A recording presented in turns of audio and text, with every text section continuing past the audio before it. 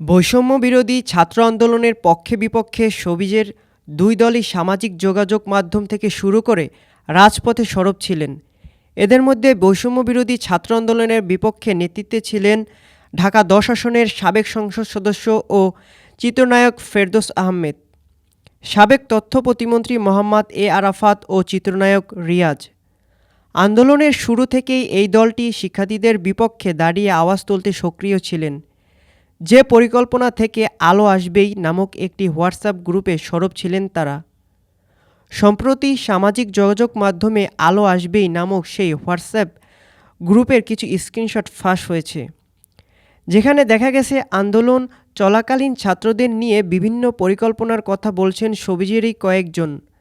Viral হওয়া স্ক্রিনশটে দেখা যাচ্ছে ওই গ্রুপে অভিনেত্রী অরুণা বিশ্বাস, সোহানা সাবাকে, যাদের অবস্থান ছিল গেল জুলাইয়ে ও ঘটা ছাত্রদের আন্দোলনের বিপক্ষে, তারা সেখানে যেভাবেই হোক আন্দোলন থামাতে হবে এমন মতামত দিচ্ছেন। এর মধ্যে একজনকে আন্দোলনে ছাত্রদের ওপর গরম পানি ঢেলে দেওয়ার মতো ভয়ঙ্কর কথা বলতেও শোনা যায়।